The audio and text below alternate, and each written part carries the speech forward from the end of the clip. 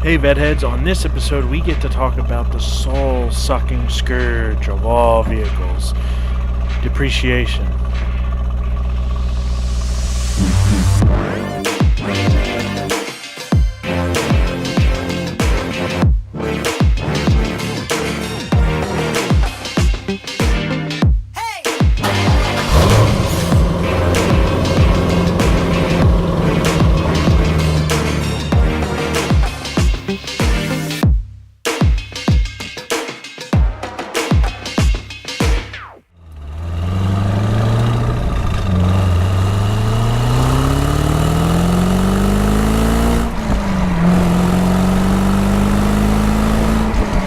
Good to be with you again, Vedheads.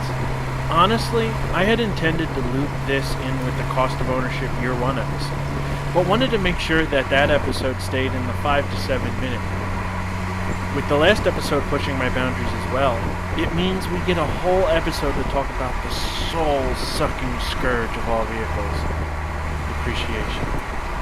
I know, it hurts to even hear the word, but all vehicles experience this loss in value. Due to wear and tear, the reduction in the value of a car is called depreciation. Every car experiences it, especially brand new cars, which experience an immediate 10% drop when their front wheel leaves the lot. They'll see another 10% over the following year. That is partially why I advocate buying used or pre-owned cars over new. 2 or 3 years out, the car has already lost close to 40% of its original value, meaning a better deal for you and less of a drop over your ownership. Every manufacturer and dealer knows about depreciation, and they want your mind off of it when you purchase that car. Let's be honest, would you put $1,000 in the bank if you knew in 3 years you'd have $600? Of course not. So in the late 80s, early 90s, Mercedes began running a campaign ad touting their lack of depreciation. It was nonsense, and Chevrolet decided they wanted to call them out. So they countered with their own ads, showing that Mercedes was one of the worst depreciating cars. The shoppers didn't buy Chevrolet's truth and sided with Mercedes. They believed the Mercedes campaign well after it had stopped running. So we know what depreciation is, we know it affects every vehicle, so let's talk about how much I lost. From the last episode, we know that I paid $20,000.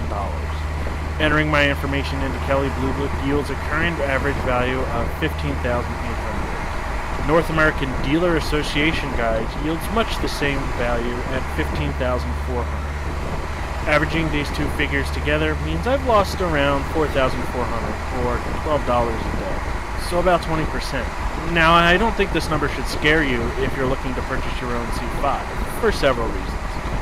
Like I talked about in the last episode, getting a great deal up front will help this figure, as well as the amount that you drop.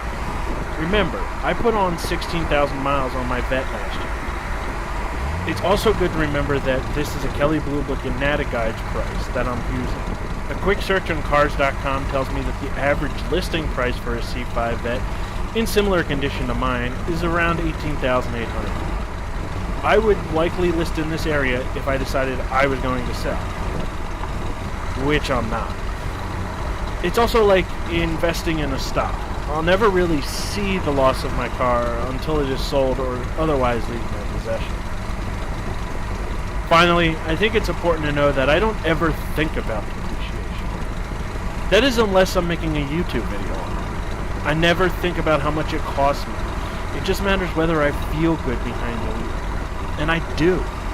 Every time I'm in the car, I feel good.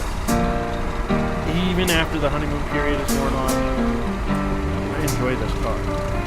So, here's to another year of depreciation and fast times together, Redheads. As always, if you have any questions, comments, or thoughts, add them below. Do you have a depreciation story to tell? Did it suck the soul of your car too? We can mourn the loss together for a brief second before getting back out on the road. See you next episode.